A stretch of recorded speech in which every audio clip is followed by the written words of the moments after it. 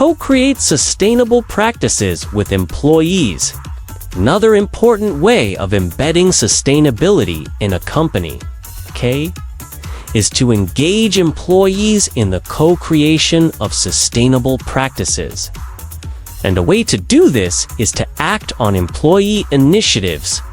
Company executives can start by making it clear that funding for sustainability projects is available and readily applied when an employee develops a good idea. The former Chief Supply Chain Officer at Unilever, Pierluigi Sigismondi, now Executive Vice President Unilever, Southeast Asia, says that a typical employee reaction to sustainability programs is, "Are they really serious about this? Where is the capital to do this great sustainability project?" To which he or his team answers, "Here's the capital show, the business case, and then you will have the funds." Companies get more and better ideas when they bubble up from the bottom.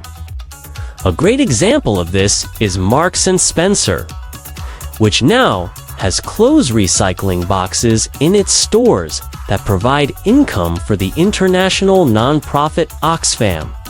The boxes were an employee's idea that received support from the board and achieved great success.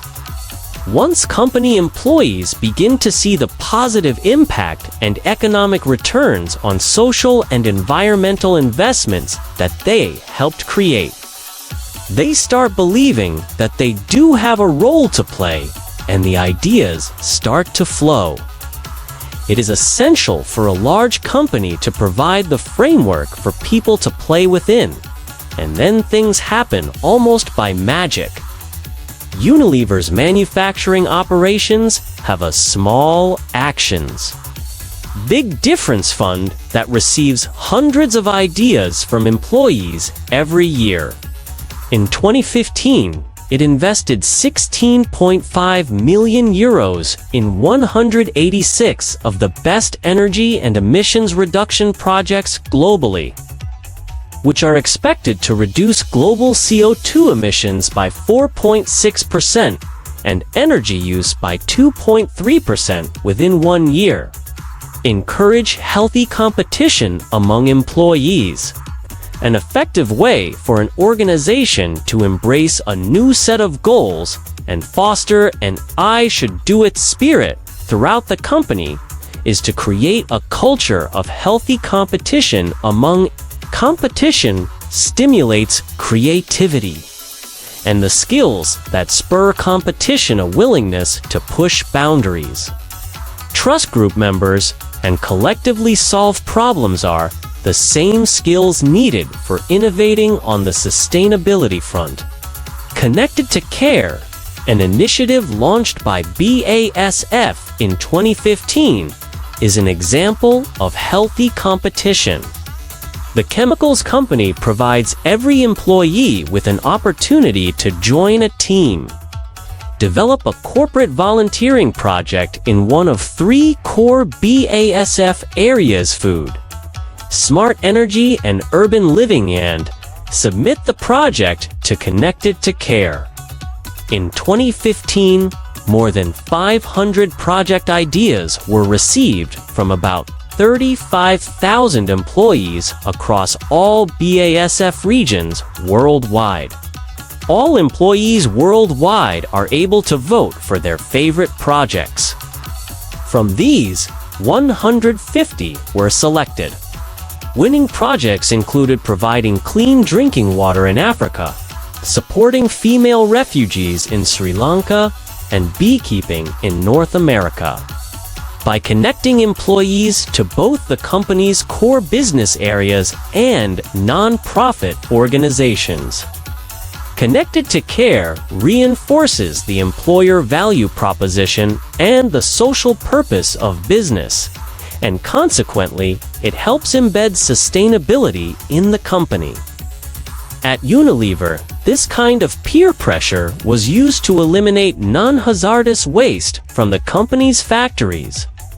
Inspired by an ambitious zero-waste target, thousands of teams from 240 factories in 67 countries around the world combined to achieve this goal in 2014. When it was announced in 2013 that 75% of factories had achieved this target, it spurred the remaining factories to make an even bigger effort, as no factory wanted to be the one preventing the company from achieving its global goal. Unilever also fosters healthy inter-regional competition. The company's US operations were the first to achieve zero waste, prompting Unilever Europe to take the lead in becoming the first region to achieve 100% renewable energy usage. Another way of nudging behavior is by naming and faming people in the organization who have made a difference. One of Unilever's important annual company awards goes to the team that has made the biggest difference in encouraging sustainable living. Another annual award, called Unilever Heroes, is presented to employees who have been nominated by other employees. Make sustainability visible inside and outside the company. Several social cognition models point to the important role that visibility and salience play in changing people's beliefs and attitudes and influencing behavior. 7. Measuring and communicating progress on key sustainability indicators always attracts people's focus. People want to succeed in the dimensions that they are measured on. No wonder, then, that leading companies develop indicators to track the progress of their sustainability agenda, which they share with external stakeholders and employees. Unilever, for example, has an annual review of USLP progress with stakeholders around the world and produces an internal sustainability scorecard that is updated every quarter. Senior management's performance-related remuneration is based in part on progress against sustainability targets. Indeed, the company has moved beyond simply reporting progress to engaging external stakeholders to co-create potential solutions to social and environmental issues. But metrics aren't the only attention-getting device. Symbols and signage are also important. Marks & Spencer has signs galore encouraging employees to take the stairs rather than an elevator, if only for a few floors. At Unilever, notices in washrooms and WCs are used to engage employees in the social purpose of Domestos on the United Nations World Toilet Day and in Lifebuoy's social mission on Global Hand Washing Day. In Unilever staff restaurants on World Food Day, employees are served the same meals that children in developing countries receive who benefit from school meals. Provided by Knorr in partnership with the UN's World Food Programme. Unilever also runs several employee well-being programs, such as mental health awareness, that further demonstrate the company's commitment to sustainability in the minds of its employees. To keep visibility high and reinforce the idea that achievements in sustainability are meaningful for the company. It is also important to celebrate success when goals are reached or awards won, such as category leadership in the Dow Jones Sustainability Index. Employees need to feel they have played a part in achieving goals and recognition. It reinforces their resolve and strengthens their identification with the company. 8. Showcase higher purpose by creating transformational change. While external engagement is a critical component of transitioning to a sustainable business, it is also key to building credibility and legitimacy, and consequently, pride and identification with employees. Unilever set audacious targets and made them public. So it is incumbent on the company to communicate progress and motivate employees to deliver them. Leading sustainability companies have another thing in common. They want to make a bigger impact by influencing and working with other companies, whether in their value chain or doing this fosters a sense of unity among employees because they see that achieving sustainability is not just about themselves or even their own company, but rather a societal issue with global implications, all of which inspires them to join in. To help tackle deforestation, for example, Unilever and Tesco led the Global Consumer Goods Forum, an industry network of about 400 retailers, manufacturers, and service providers with a combined turnover of 25 trillion euros to announce a moratorium on deforestation.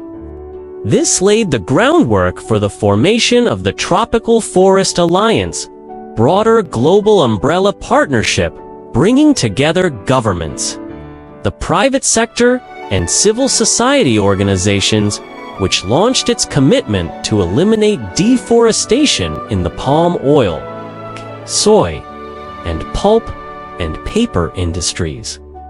The work of these coalitions culminated in 2014 in the UN's New York Declaration on Forests, which pledged to end global forest loss by 2030. Achieving these commitments requires companies to innovate new ways of doing business. Unilever, for example, has shared the technology it developed to create compressed deodorant cans with a lower environmental footprint by making it available to its competitors through open sourcing. Similarly, the company has started crowdsourcing sustainability ideas from consumers through its Foundry Ideas platform. This openness creates profound cultural shifts within the organization and helps to unite employees around the higher social purpose, and productivity. We should all aspire to leave our world a better place. For an individual, that means behaving in a sustainable manner in his or her personal life. For a company, it's fine having a meaningful and strategic purpose and finding ways to tie that purpose into the values and day-to-day work of individual employees. Every person wants his or her working life to have a higher purpose that goes beyond doing a job and earning an income. Yet too many people spend most of their waking hours in workplaces that fall short of providing that higher social purpose. Companies that can resolve the tension people feel between their personal values and the best interests of the business will benefit by having a highly engaged and productive workforce proud to play a part in bringing positive change to communities around the world.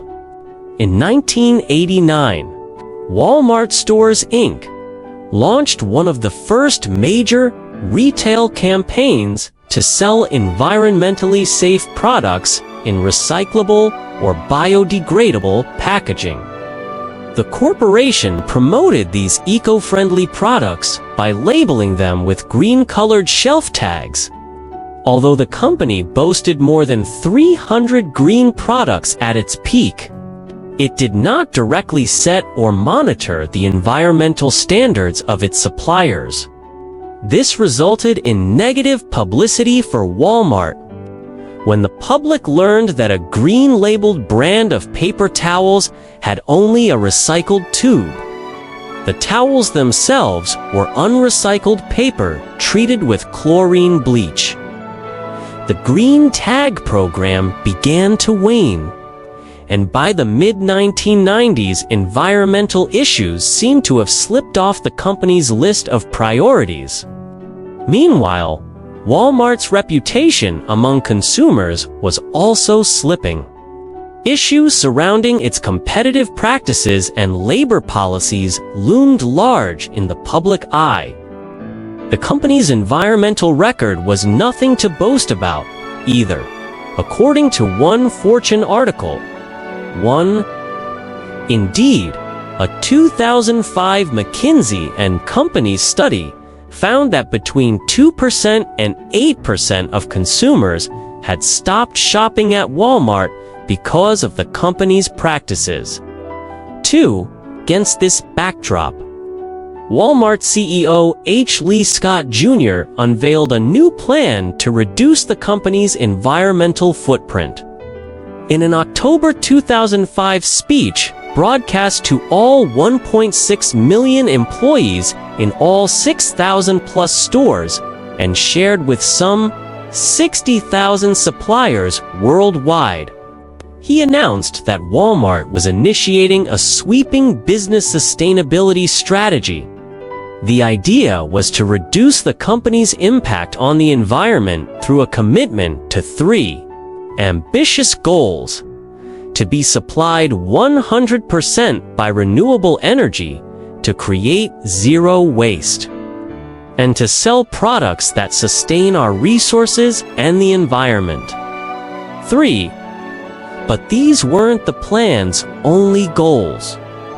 Sustainability represents the biggest business opportunity of the 21st century, says Jib Ellison, founder of Blue Sky Sustainability Consulting, which helped Walmart formulate its business sustainability strategy. 4.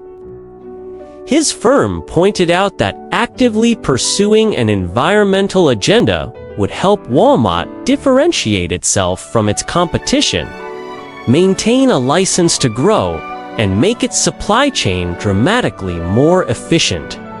In other words, a good business sustainability plan would help Walmart get even better at what it does best: drive down costs to generate profits. To go green, Walmart, with its headquarters in Bentonville, ARK, would have to think outside the Bentonville bubble. For years, the company had operated in relative isolation from its external stakeholders, including nonprofits, government agencies, consultancies, and academic institutions. Without much in-house expertise on sustainability and environmental performance, it would need to involve these stakeholders in its new plan. Moreover, as the paper towel incident illustrated, most opportunities for environmental improvements resided with suppliers. If we had focused on just our own operations, we would have limited ourselves to 10% of our effect on the environment and eliminated 90% of the opportunity that's out there, says Tyler Elm, who was Walmart's Senior Director of Corporate Strategy and Business Sustainability at the time the initiative was launched. And so Walmart began to reach out to its external stakeholders. The corporation first identified areas of maximum environmental impact and then invited stakeholders to join 14 sustainable value networks, such as the Seafood Network and the Packaging Network, to work toward business and environmental sustainability in each area. See Walmart's Sustainable Value Networks above. In return, network participants would gain information about and say in Walmart's operations. Elm and Andrew Rubin, Walmart's Vice President of Corporate Strategy and Business Sustainability, directed Walmart's network leaders to derive economic benefits from improved environmental and social outcomes, says Elm. It's not philanthropy, he adds. By the end of the sustainability strategy's first year, the network teams had generated savings that were roughly equal to the profits generated by several Walmart supercenters. Rubin and Elm report. After interviewing more than 40 representatives from Walmart and its network partners, we have uncovered 7 practices that help the networks work for the environment, for stakeholders, and for the company's bottom line. See Networking the Walmart Way on p. 58 for a summary of these practices. 4 of these practices extend Walmart's own managerial capabilities through the expertise and involvement of its network partners. The other 3 help motivate suppliers. To illustrate these practices, we explore 3 different networks in depth: seafood, textiles, and electronics. These examples also highlight some possible shortcomings of Walmart's approach. 5. Certified seafood. In 2006, Science published a study predicting that all species of wild seafood would collapse within 50 years. That same year, Walmart's seafood business grew roughly 25% to approximately $750 million. I am already having a hard time getting supply, says Peter Redmond, Vice President for Seafood and Deli and Captain of the Walmart Seafood Network. If we add 250 stores a year, imagine how hard it will be in 5 years. Continuity of supply is the greatest challenge for Walmart's seafood network, explains Redmond.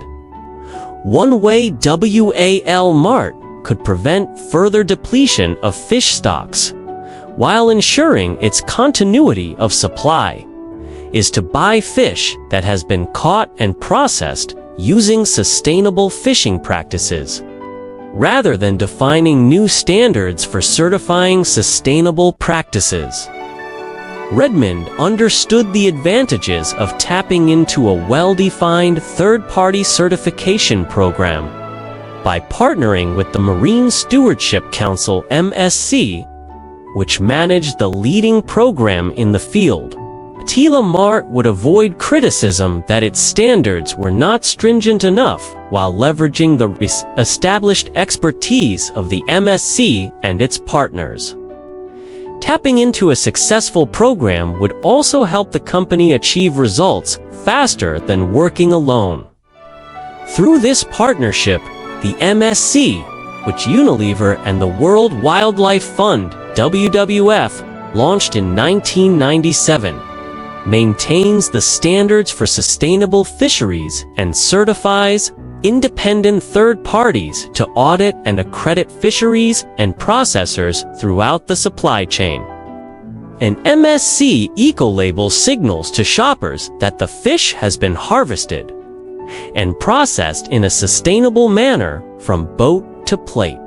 7. By raising consumer awareness, MSC hopes to stimulate demand and thus motivate the industry to shift to more sustainable fishing practices.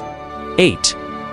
Walmart, in turn, commits to working with MSC certified suppliers, giving suppliers an incentive to seek certification, a time-consuming and expensive process.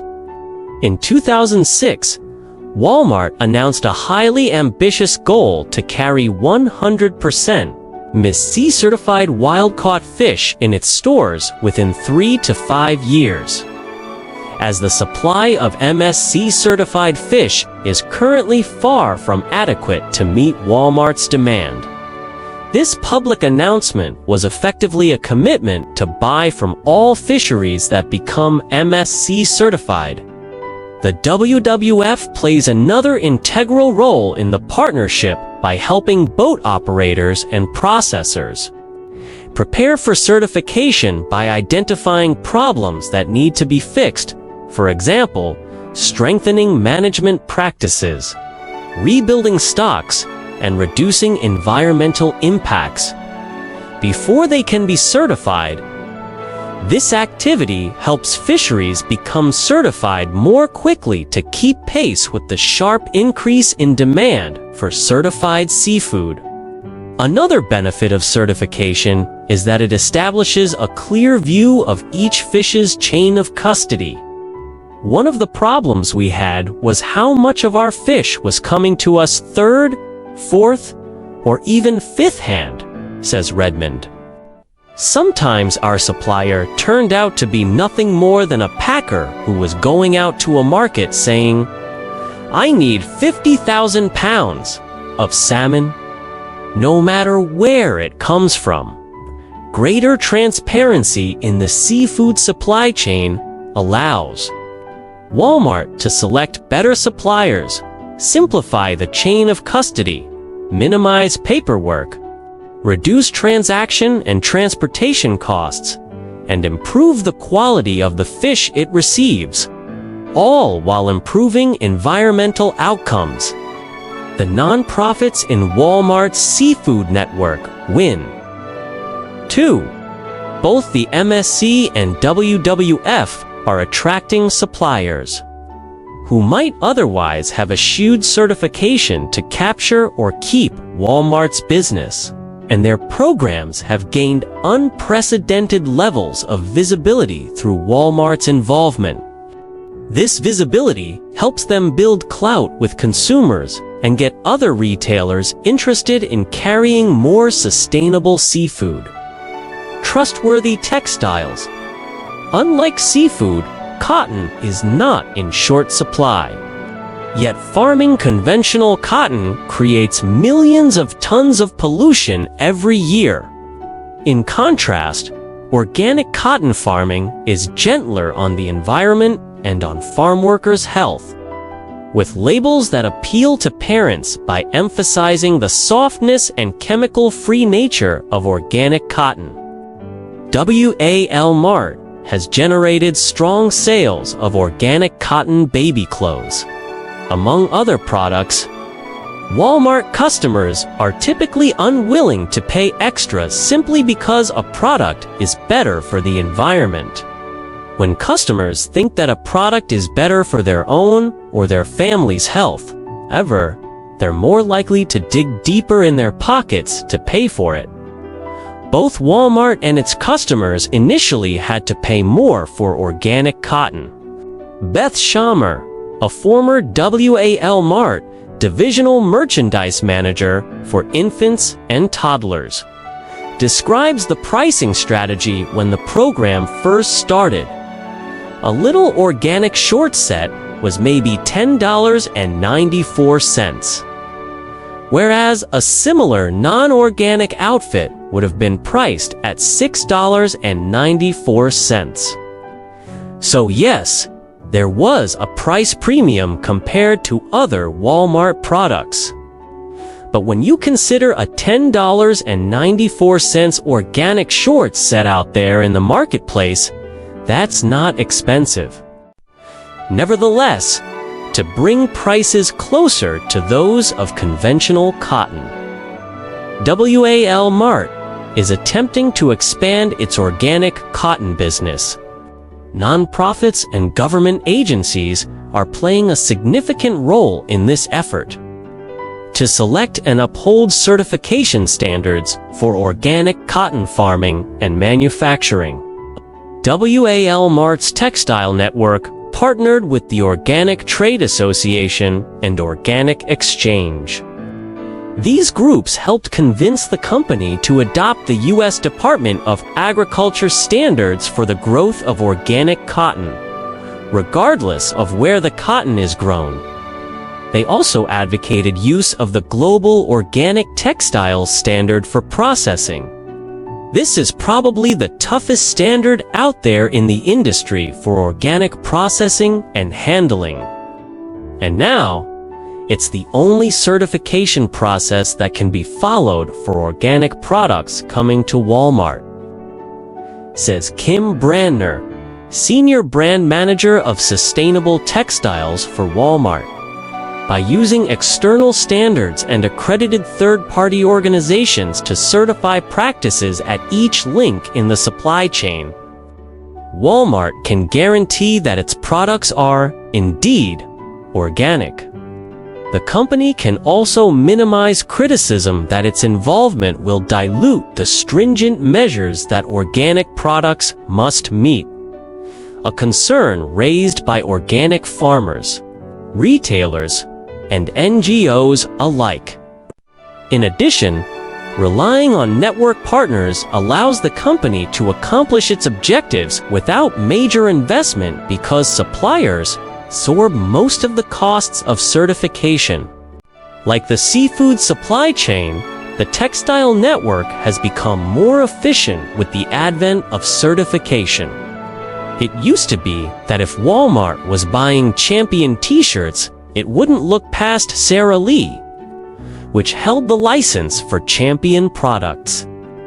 It didn't think about the spinner, or the dyer, the ginner, or the farmer, says Diana Rothschild, a former Walmart employee and Blue Sky consultant to the Textiles Network. But now Walmart is forging ties much further up the stream of its supply chain to become more efficient and to reduce costs. We used to buy cotton from Turkey, ship it to China for spinning and knitting, and then ship it again to Guatemala to be cut and sewn, explains Brandner. Now, we're finding opportunities to do things like eliminate the shipment to China and have all processing done in Guatemala. Going directly to Guatemala not only saves time and money for Walmart, but also further reduces the company's impact on the environment by lessening the amount of fuel and other resources used. Walmart is also cultivating closer relationships with its suppliers. Previously, textile buyers selected manufacturers on the basis of the cost and quality of their products. As a result, relationships with suppliers tended to be transactional and short-lived. Now Walmart employees interact with more suppliers more often, more directly, and for a greater duration than ever before. These closer relationships are necessary to sustain initiatives like the Organic Cotton Project. A major transformation within Walmart has made it easier to have closer relationships with suppliers. In the past, textile buyers had been generalists, handling a variety of responsibilities. Now, the Textiles Network divides the buyer role into 4 different job categories, so that some buyers are dedicated to maintaining long-term relationships with suppliers.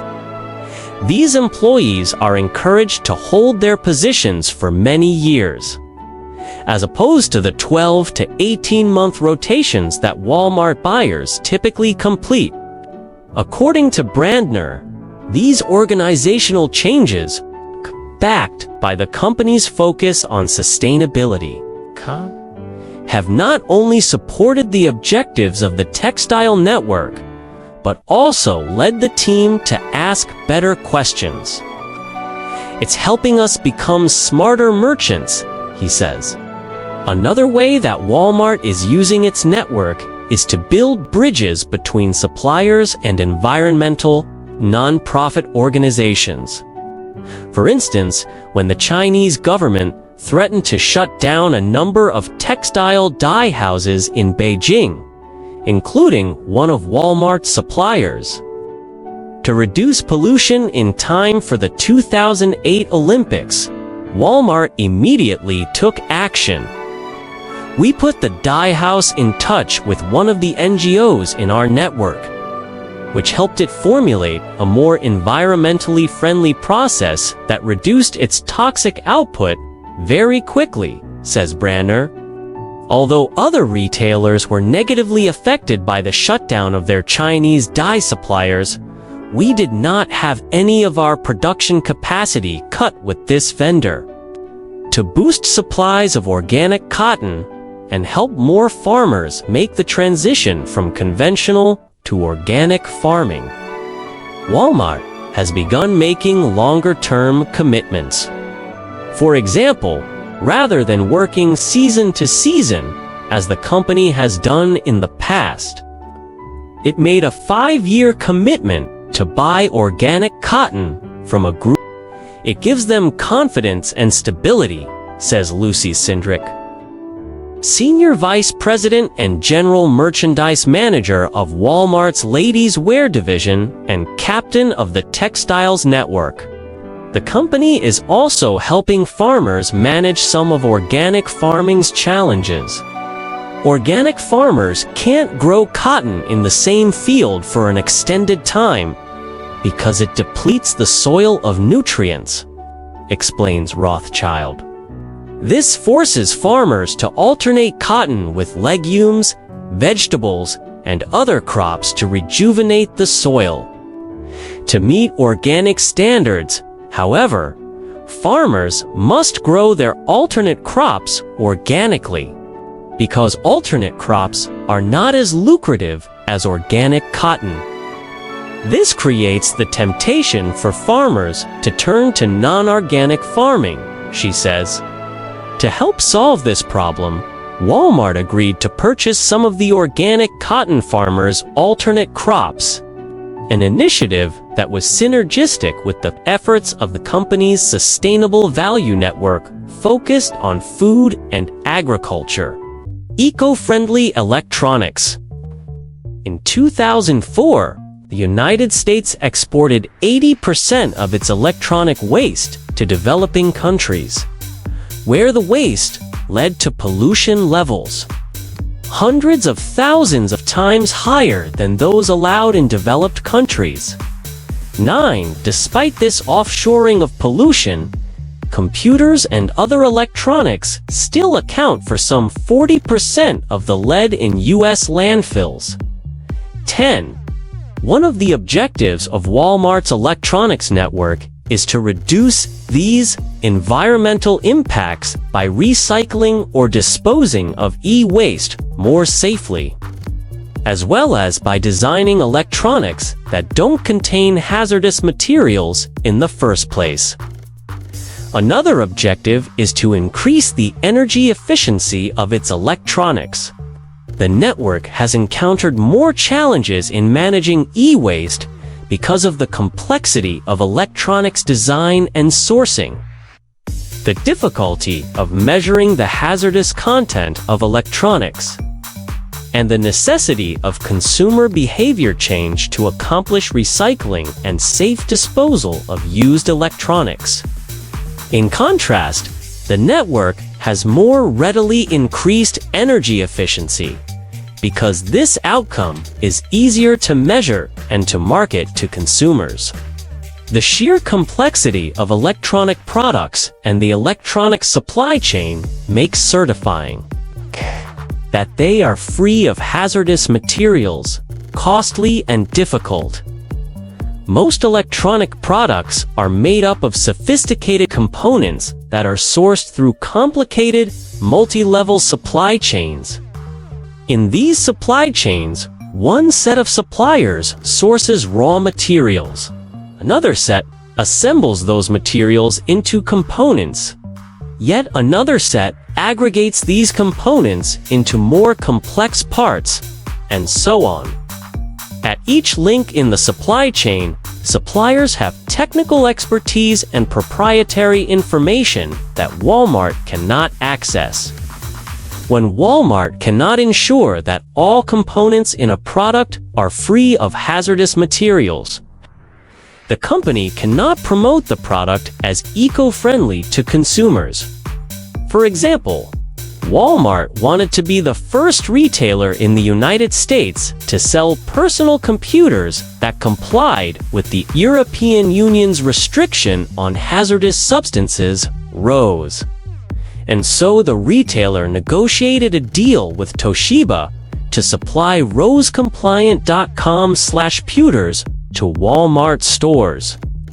In exchange for buying 12 weeks worth of these computers, as opposed to making a typical 4-week commitment, Walmart procured the environmentally preferable PCs at no additional cost. Nevertheless, because the company had no way of guaranteeing that the computers did. In fact, meet Rowe's standards, Walmart decided to play it safe and not promote the computer's environmental benefits. Another way to reduce e-waste is to encourage consumers to recycle their electronics.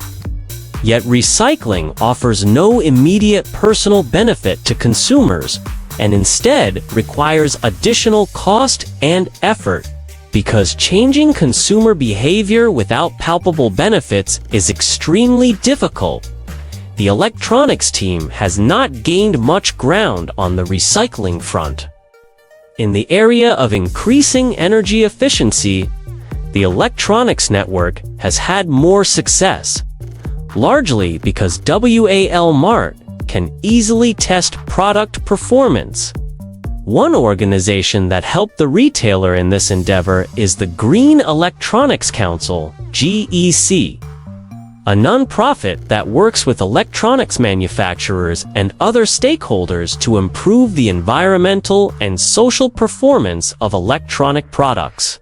With the GEC, Walmart designed an internet-based scorecard on which suppliers indicate how environmentally sustainable their products are.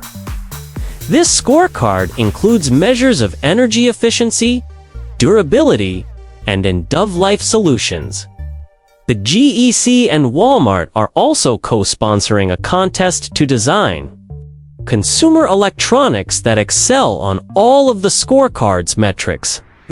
Walmart will carry the winner's product in its U.S. stores. The electronics network has learned that improving environmental performance depends not only on its network partners, but also on consumers. What's always been difficult is to figure out the things that you can start with that are relevant to the business, or ultimately the consumer, explains Rubin.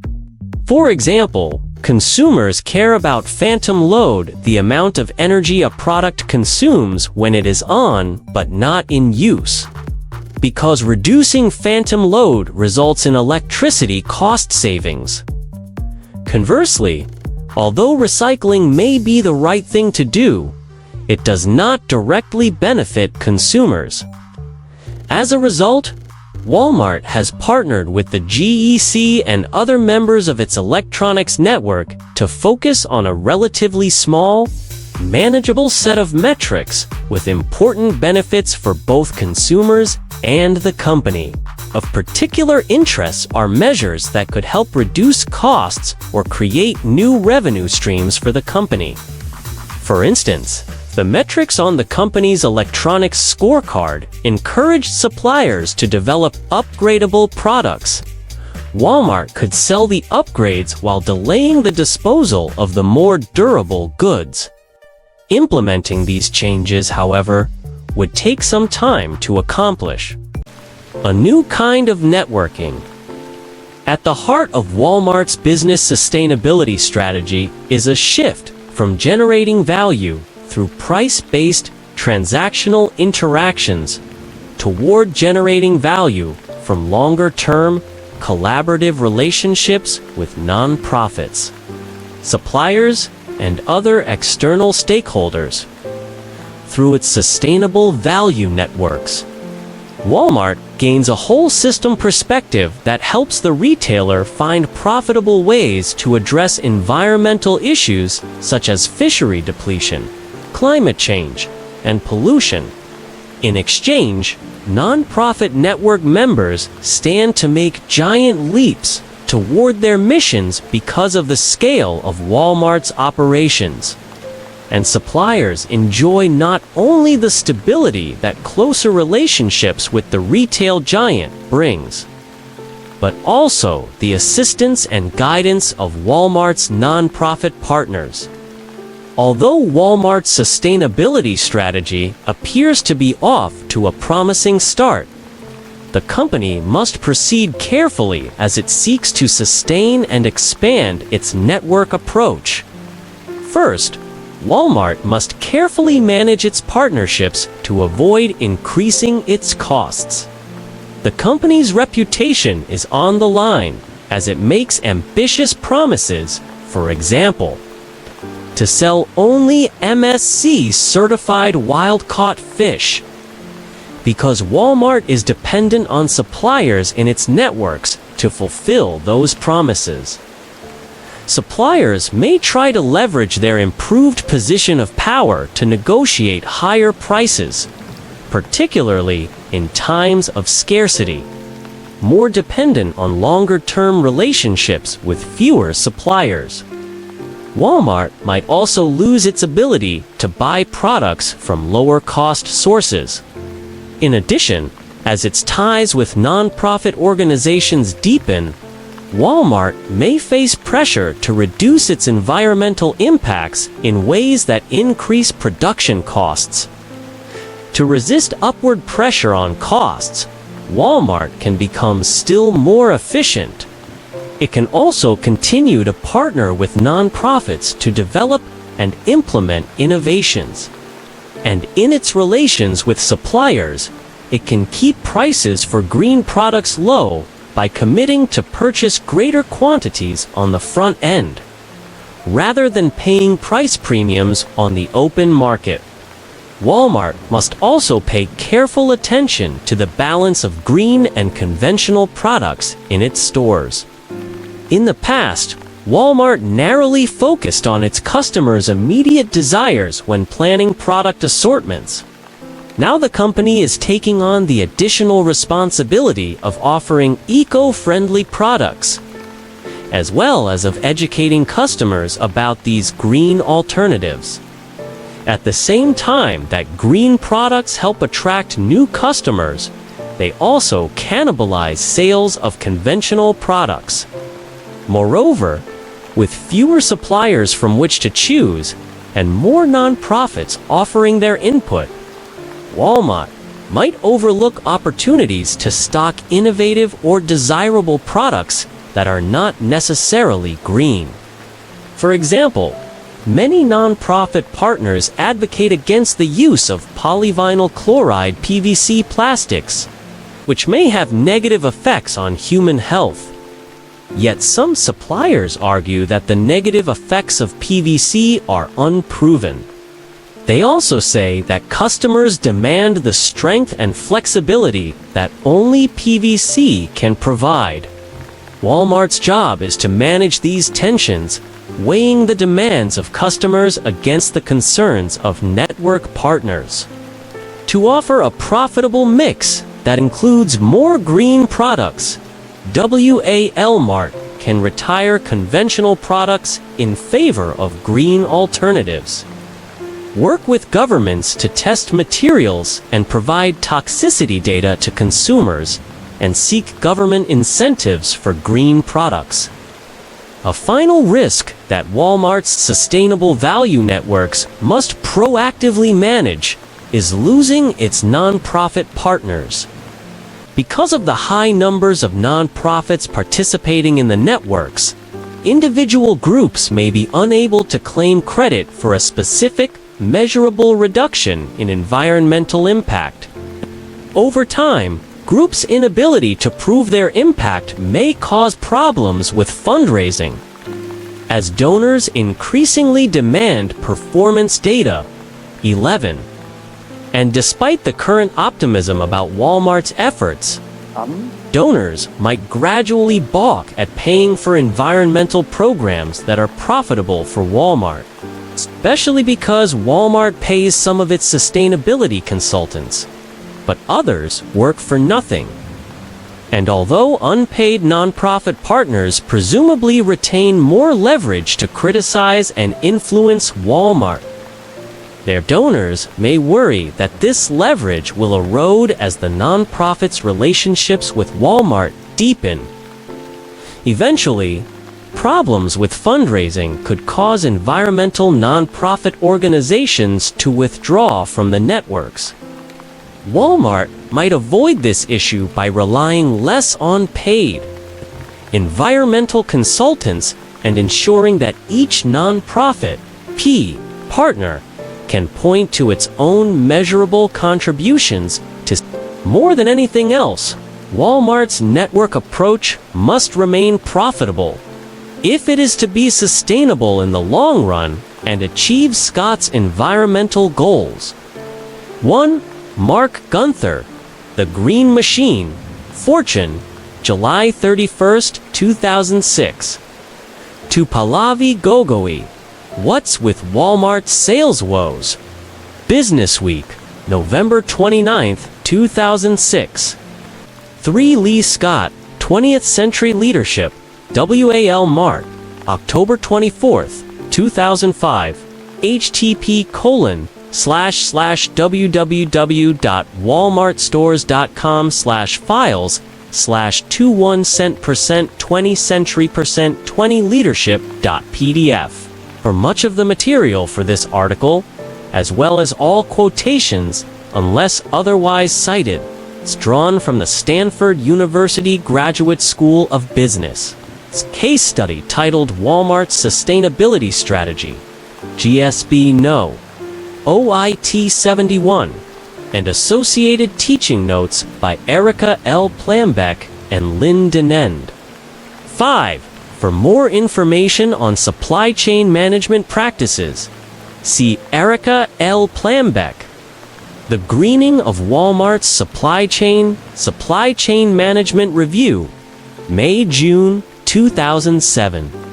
6th Science Study predicts collapse of all seafood fisheries by 2050. Stanford Report, November 2, 2006. 7. Erica Ducey Darden, Walmart Ride, Seafood Sustainability Wave, Buoy Advocates, Nation's Restaurant News. February 13, 2006, P88. Id. 9. Siraj Mohammed, Dumping Electronic Waste in Developing Countries. The Society for Conservation and Protection of the Environment, April 24, 2002. 10. Matthew Brodsky, The Rose Revolution, Laptopical.com, March 3, 2006. 11. Conservation, Peering at the Future, The Economist, June 19, 2004. Erica L. Plambeck is an Associate Professor of Operations, Information, and Technology at the Stanford Graduate School of Business and a Senior Fellow at the Woods Institute for the Environment at Stanford University. She received the Presidential Early Career Award for her research on relational contracting in supply chain management. Lynn Denend is a research associate at the Stanford Graduate School of Business, where she partners with faculty members to develop case studies in a variety of fields. Much of artificial intelligence, AI in common use, is dedicated to predicting people's behavior. It tries to anticipate your next purchase, your next mouse click, your next job move. But such techniques can run into problems when they are used to analyze data for health and development programs. If we do not know the root causes of behavior, we could easily make poor decisions and support ineffective and prejudicial policies. AI, for example, has made it possible for healthcare systems to predict which patients are likely to have the most complex medical needs. In the United States, Rees prediction software is being applied to roughly 200 million people to anticipate which patients would benefit from extra medical care now, based on how much they are likely to cost the healthcare system in the future. It employs predictive machine learning, a class of self-adaptive algorithms that improve their accuracy as they are provided new data. But as health researcher Ziad Obermeyer and his colleagues showed in a recent article in Science magazine, this particular tool had an unintended consequence. Black patients who had more chronic illnesses than white patients were not flagged as needing extra care. What went wrong? The algorithm used insurance claims data to predict patients' future health needs based on their recent health costs. But the algorithm's designers had not taken into account that healthcare spending on Black Americans is typically lower than on white Americans with similar health conditions.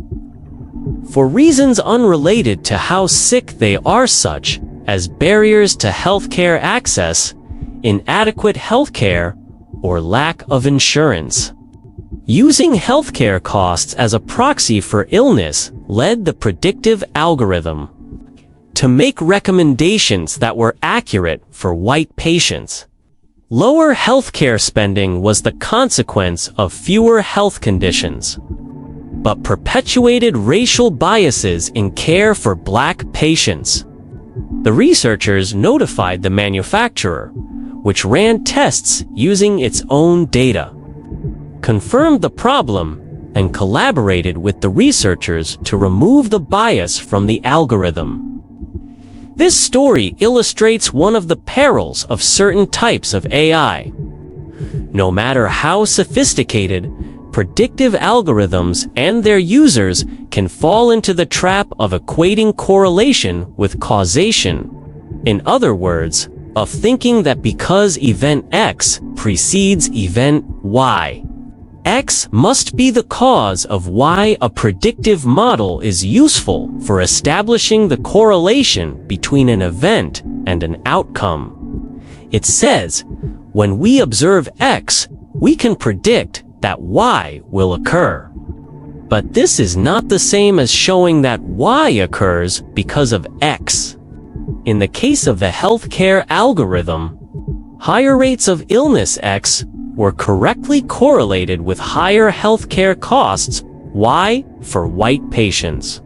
X caused Y, and it was therefore accurate to use healthcare costs as a predictor of future illness and healthcare needs. But for Black patients, higher rates of illness did not in general lead to higher costs, and the algorithm would not accurately predict their future healthcare needs. There was correlation, but not causation. This matters as the world increasingly turns to AI to help solve pressing health and development challenges. Relying solely on predictive models of AI in areas as diverse as healthcare, justice, and agriculture risks devastating consequences when correlations are mistaken for causation. Therefore, it is imperative that decision makers also consider another AI approach, causal AI, which can help identify the precise relationships of cause and effect. Identifying the root causes of outcomes is not causal AI's only advantage. It also makes it possible to model interventions that can change those outcomes. By using causal AI algorithms to ask what-if questions. For example, if a specific training program is implemented to improve teacher competency, by how much should we expect student math test scores to improve? Simulating scenarios to evaluate and compare the potential effect of an intervention or group of interventions on an outcome avoids the time and expense of lengthy tests in the field. Certainly, predictive AI algorithms have an important role to play if applied and used correctly. A good example is precision agriculture, which uses predictive AI to process data from satellite imagery and sensors to help farmers predict crop yields, detect disease and weeds, and recognize different species of plants. But being able to predict an outcome is not the same as understanding what actually causes it. Predicting that a farmer's crop yield will be lower this year is one thing. Understanding why makes it possible to take steps to increase the harvest. Another challenge with using only predictive models is a fundamental lack of knowledge about why they make particular predictions in the first place. This is a problem with deep learning, the kind of predictive AI that's at work in precision agriculture. Deep learning was inspired by how human brain cells are organized in layers and how they communicate with each other, taking input signals from cells of one layer, transforming the signals and outputting the transformed signals to cells of another layer. Unlike commonly used methods for predicting outcomes such as regression, a traditional statistical technique that maps the relationships between variables to the predicted outcome with a single best mathematical formula, deep learning can map variables to outcomes with much more complex relationships between them. By combining multiple layers between the input variables and outcomes, deep learning algorithms can learn input-output relationships, far more complex than a single mathematical formula, and use them to However, the links and intermediaries between variables are black-boxed, meaning that the users and even the creators of the algorithms cannot easily discern how the variables relate to the outcome and to each other. This means it is often impossible to know which input features deep learning models have used to make their predictions.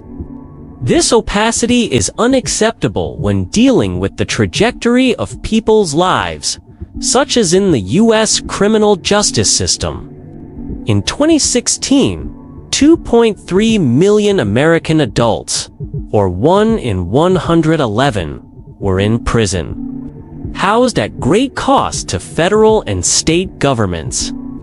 Courts throughout the United States have introduced recidivism scores in an attempt to lower incarceration costs by reducing the number of inmates without increasing crime. The recidivism score is a single number reached through a predictive algorithm that estimates the likelihood that a person convicted of a crime will reoffend. In theory, the score makes it possible for a judge to focus on incarcerating those more likely to commit additional crimes. And it should even help to remove potential bias in sentencing.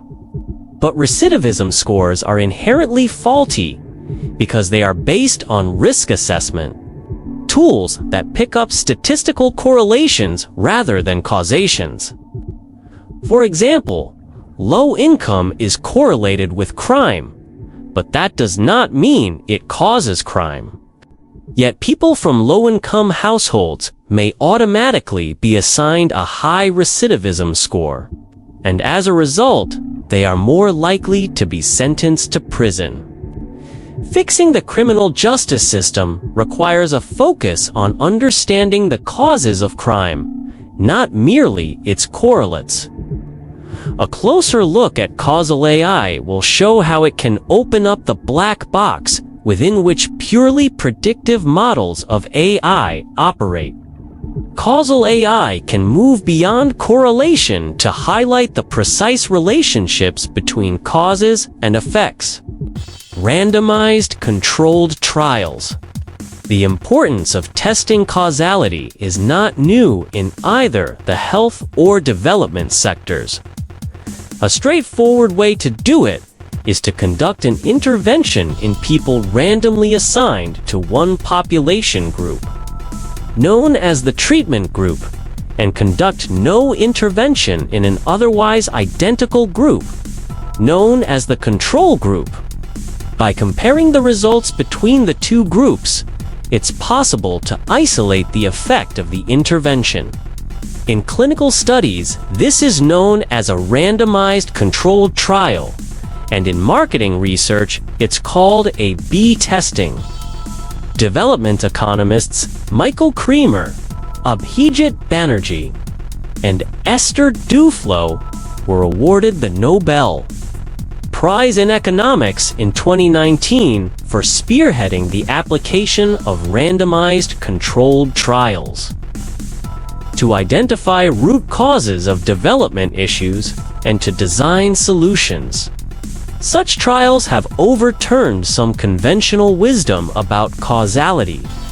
For example, numerous observational studies had identified associations between vitamin D deficiency and increased risks of diabetes, hypertension, cardiovascular disease, and cancer.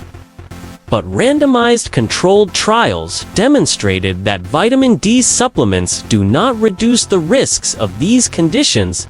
They have not found a causal link between vitamin D supplements and health outcomes. Randomized controlled trials, however, have limitations. Large groups of individuals are required to ensure that the results aren't biased or affected by coincidental outlier characteristics such as age, sex, health status, or educational level. This tends to make such trials extremely expensive in the millions of dollars. And time-consuming, they can take years to conduct. Furthermore, randomized controlled trials can test the effect of only one or at most a few bundled interventions at a time. Despite the fact that health and social outcomes are complex with many underlying drivers. Finally, they can predict only whether an intervention will cause an effect on a typical member of the treatment group, not on a specific individual. This is where causal AI comes in. It offers new opportunities to test causality in individuals and population groups faster and more efficiently, along with the ability to unravel the underlying complexity. It allows researchers and program designers to simulate an intervention and infer causality by relying on already available data. Two approaches to discovering causality. There are two approaches to causal AI that are based on long-known principles: the potential outcomes framework and causal graph models. Both approaches make it possible to test the effects of a potential intervention using real-world data. What makes them AI are the powerful underlying algorithms used to reveal the causal patterns in large data sets, but they differ in the number of potential causes that they can test for. To understand the two methods and how they work, as well as their differences, consider the following hypothetical scenario. Researchers wanted to discover if an anti-smoking advertising campaign persuaded people to quit. But there was no control group because the ads were released. They only had a data set showing whether individuals were exposed to the ads, whether they gave up smoking, and information on their demographics and other health behaviors. Even without a control group, causal AI provides ways to infer causality. The potential outcomes framework, proposed by statisticians Paul Rosenbaum and Donald Rubin in 1983, compares the outcome quitting smoking of an individual who has been exposed to the cause of interest, the anti-smoking ad, with an inferred potential outcome of the same individual had he/she not been exposed. The challenge is, of course, that no data exists on non-exposure outcomes for a person who was in fact exposed to the campaign. So, for each individual who was exposed to the ad, the AI algorithms instead find an individual in the dataset who was not exposed to the ad, but who is identical in other significant respects, such as age, race, and education. In other words, an artificial control group is reverse-engineered to mimic a randomized controlled trial. The limitation is that while it is able to solve the problem of having no control group, The potential outcomes framework can test the effect of only one pre-specified intervention at a time. In this case, did the ad campaign lead to that person's decision to quit smoking? Causal graph models, by contrast, can do more than test a single pair of variables for their cause and effect relationship. They can be used as exploratory tools to map all the different causal pathways to an outcome of interest and show how different variables relate to each other. Applying a causal graph to our anti-smoking campaign might show that exposure to the ad in a pharmacy caused some people to stop smoking directly, but others to buy nicotine patches, which in turn caused them to quit. There are several causal graph models. One widely used method is the structural equation model, in which researchers specify the variables that may interact and how they might do so. And the model then analyzes the data to reveal whether they actually do. While this model can test many such relationships in the data, the whole network of interaction between different variables needs to be specified using existing knowledge. The limitation of this model is that it tests only the linkages between the hypothesized variables. If the variables that actually cause the effect are not included among the specified ones, they won't be evaluated against the other options.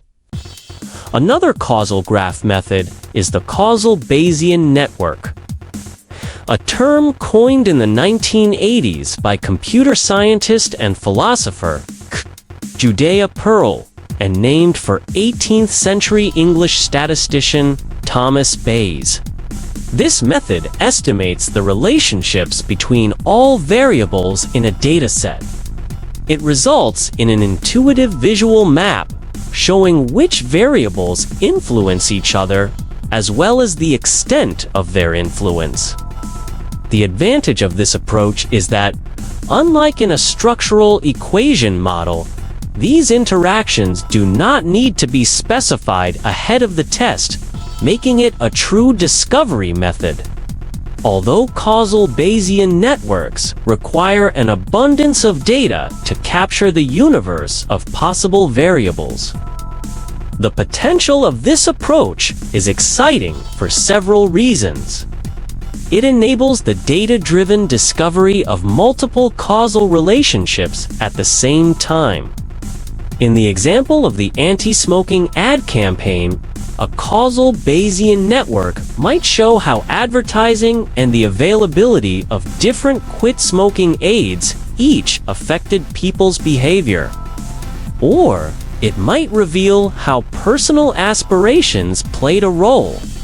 Equally important, unlike the black box of predictive AI, in the causal AI approach the relationships between the variables exposure to ads, the availability of nicotine patches, and the outcomes stopping smoking become visible to researchers, program implementers, and policymakers. Causal graphic models also make it possible to simulate many possible interventions simultaneously. For example, what if different anti-smoking ads targeted different age groups or combined a general campaign with outreach by peer educators? They also allow for the incorporation of expert knowledge to counter the possible limitations of a purely data-driven approach. Experts can, for instance, help to determine which variables should go into the model. They can place conditions on the model to improve its accuracy, and they can help understand results that are counterintuitive. Effective application. The field of causal AI is evolving rapidly. As its potential becomes more apparent, researchers are putting it to work in fields as diverse as climate change and health, demonstrating its broad potential. climate change, causal AI techniques have been applied to climate change to understand whether and how humans are one of its contributing causes and what drives people's beliefs about it. To investigate this question, British scientists used a causal AI technique called counterfactual event attribution in the potential outcomes framework to determine whether human-produced greenhouse gas emissions were an underlying cause of the deadly European heat wave of 2003, which by some estimates was responsible for more than 70,000 deaths. Using historical data, solar data, information on volcanic eruptions, and atmospheric data on greenhouse gases, aerosols, and ozone, the researchers simulated summer temperatures across Europe in 2003, with and without the impact of humans. They found that the heat wave was much more likely to occur when the model included activities such as air travel or electricity production than when those effects were excluded. Published in 2004, was one of the first studies linking an extreme weather event to human activity, and it provided a powerful argument for reducing the greenhouse gases generated by such activity. The research has been cited by the United Nations Intergovernmental Panel on Climate Change. Causal AI has also identified the factors that lead people to become more polarized in their beliefs about climate change. Researchers surveyed participants from the United States and Australia and used Bayesian networks to model how different people responded to a range of messaging about. They found that when presented with consensus information about climate change in an online survey, Americans who actively distrusted climate scientists responded by updating their TTs in the opposite direction of the information they were given. This causal framework provided a new way to estimate the interconnected relationships between worldviews, scientific beliefs, and trust in scientists. Insights like this are important for shaping public perceptions of the need for action to combat climate change. Such results provide a framework for designing interventional messaging that takes into account how participants might react to information based on their beliefs and backgrounds. Childhood Diarrhea Causal AI offers opportunities to address widespread and complex health problems where other approaches have not been successful. Childhood diarrhea is one example. This illness is the second biggest cause of death globally among children under 5 years of age. Many factors are associated with diarrhea, but it is extremely challenging to disentangle the causal pathways, both biological and structural, of diarrheal disease. This makes designing effective interventions difficult. A study in Pakistan used data from a national survey of more than 110,000 individuals from more than 15,000 households. The survey included household, social, environmental, and economic variables. When using multivariate regression, a traditional statistical technique, the researchers found 12 household variables that were significantly associated with diarrhea. However, these were not easy to interpret. For example, one variable was the number of rooms in the household. By contrast, analyzing the same dataset with a causal Bayesian network produced a network map revealing 3 variables that directly influenced diarrheal disease in children, the use of dry pit latrines rather than toilets connected to drains, reliance on a water source other than piped, river, or stream water, and lack of formal trash collection. If incorporated societally or by national policy, these insights could lead to effective interventions to reduce childhood diarrheal disease. Maternal and newborn mortality rates remain stubbornly high in many low-income countries for mothers and their newborns. Women delivering their babies at healthcare facilities is critical for the survival and well-being of both mother and infant. Through a national incentive scheme that pays families to deliver their babies at facilities, 300 Indian rupees, around $4 for the hospital delivery itself, and a further 300 Indian rupees if the mother has also made use of antenatal care. The Indian government has been able to rapidly improve the rate of institutional delivery. However, in many Indian states, this trend has plateaued at about 80%. At Sergo Foundation, we tried to understand why women were not choosing institutional delivery and what kinds of additional interventions were needed in order to get them to do so. Our work has used a variety of techniques, including causal AI, to identify why some families still decide to deliver at home. In the state of Uttar Pradesh, with a population of more than 230 million people, we conducted several large-scale quantitative surveys to measure a large number of potential drivers of institutional delivery. We then used a causal Bayesian network to discover the variables driving this behavior and identify which were the most promising targets for a public health intervention. A broad set of variables was correlated with delivering in a healthcare facility, but causal AI identified the direct causes.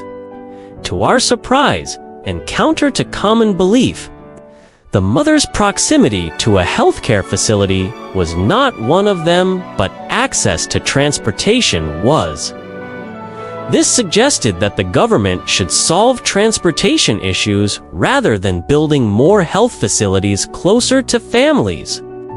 We were also surprised to find that a belief about whether hospital deliveries were safer than home deliveries was far more important than beliefs about hospital cleanliness, staff competencies, and staff. Having a delivery plan also increased the likelihood of institutional delivery. So did the mother's awareness of financial incentives, validating the impact of the government's incentive scheme.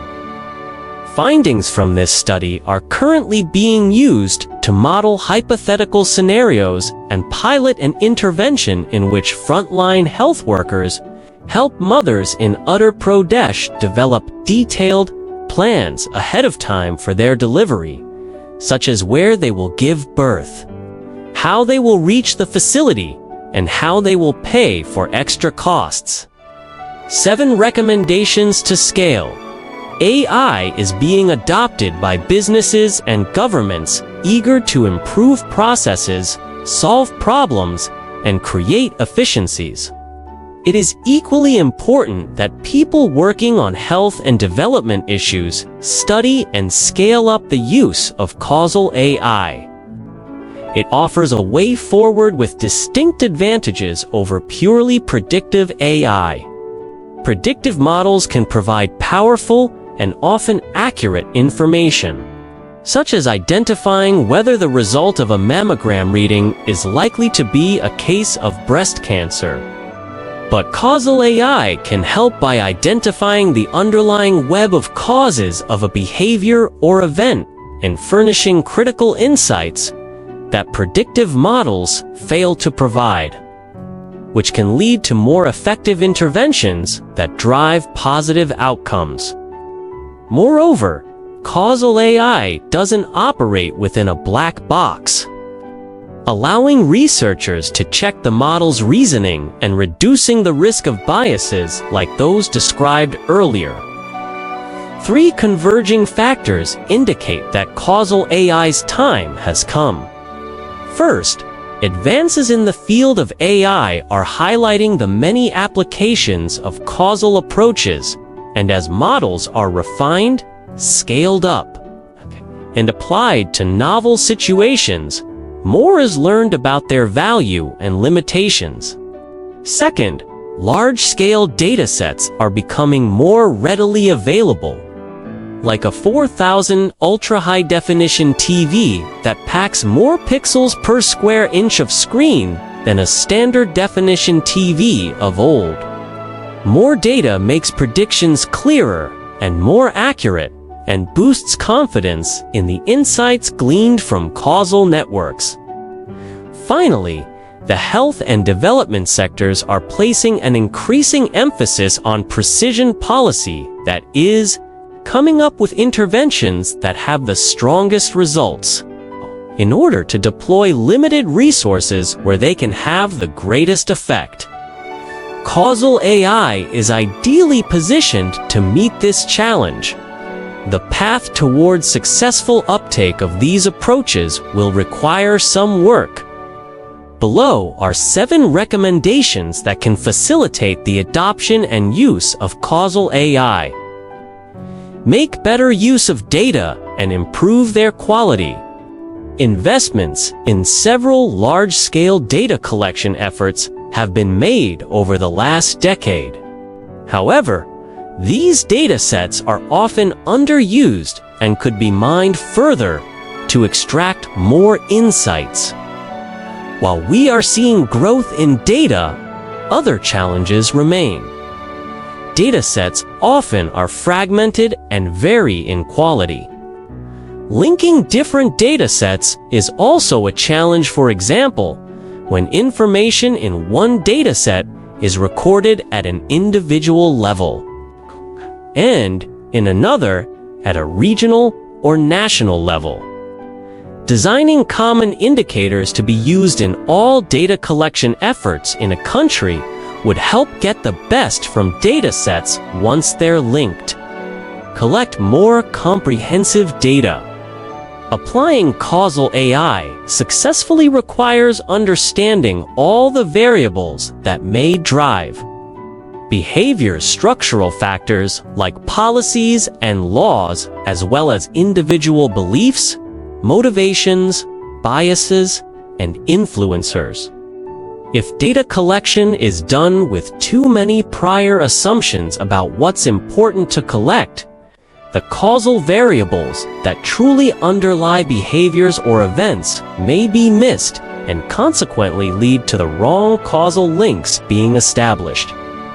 Design scalable, high-performance open-source tools for applying causal AI algorithms. Proprietary algorithm platforms are costly, making them frequently inaccessible to the health and development sectors. Open sourcing makes software free, more accessible, and of better quality in the long run, since more people can examine the source codes and provide feedback. Some open-source algorithms such as BLearn are available, but their accuracy and speed need improvement. Practitioners who are not experts in causal AI need to know what steps they should follow to apply this approach in their area. Sergo Foundation is developing tools to lower barriers to entry and help organizations new to causal AI to avoid process pitfalls. One example is an open-source tool that evaluates whether a given dataset is amenable to the application of Bayesian networks, and which algorithms are best suited to use on it. Sergo is also developing a workflow guide to help causal AI make the leap from academic research to practical use in the field. Mix artificial intelligence with human intelligence. A purely data-driven approach cannot solve development problems alone. expert knowledge must be included throughout the process to make sure that researchers and program developers interpret causal networks correctly. Experts can improve the performance of causal AI by adding constraints that reflect practical knowledge of how systems work on the ground and identifying whether known confounding variables are missing from the data. And, as the use of causal AI increases, ethicists and policy experts will have important roles to play to ensure that the approach avoids the pitfalls of bias or inaccuracy that have sometimes dogged the application of predictive AI models. Improve ways to evaluate algorithm performance. Computer scientists are researching ways to improve the accuracy and overall robustness of causal AI algorithms. A typical way to evaluate the accuracy of causal models is to compare results against known causal relationships. But what should a researcher do if there are no known causal relationships to validate a model? After all, discovering those relationships is often the goal of performing causal AI in the first place. Furthermore, what happens if the results of a causal AI model conflict with existing expert knowledge? One solution may be to generate artificial datasets with characteristics similar to a real dataset, but with predetermined causal relationships between variables. Evaluating how well a causal AI model performs on an artificial dataset can help researchers infer expected performance on a real dataset with similar characteristics. Demonstrate the value of causal AI in the development sector. The examples we have outlined above are powerful but few in number.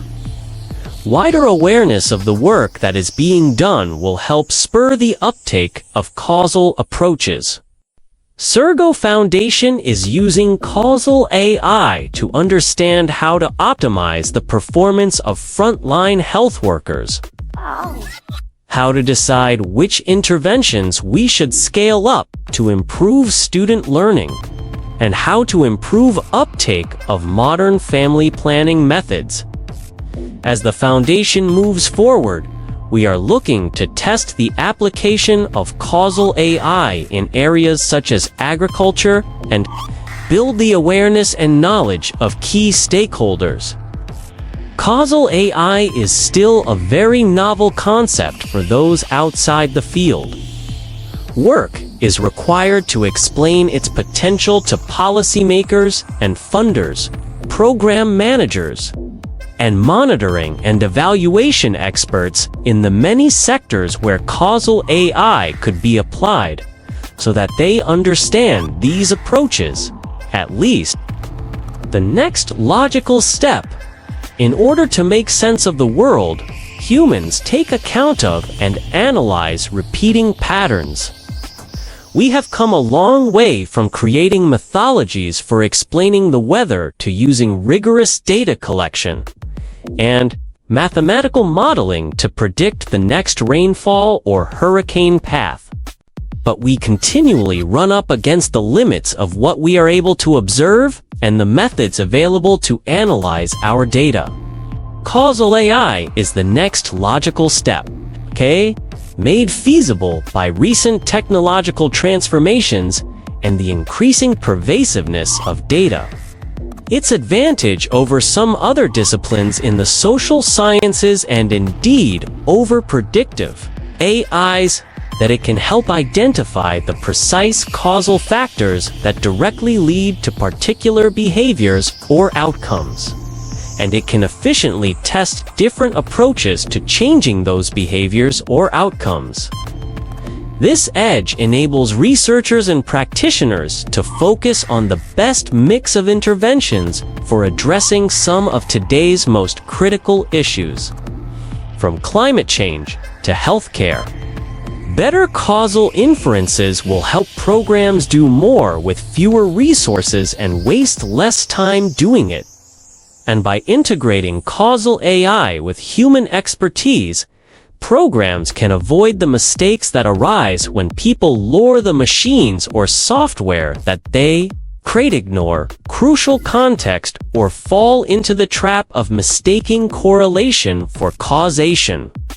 Ultimately, knowing the why behind complex problems helps us to understand how the world really operates and, in turn, to identify the right actions to achieve desired outcomes. We may yet find that an ounce of causal AI is worth a pound of prediction.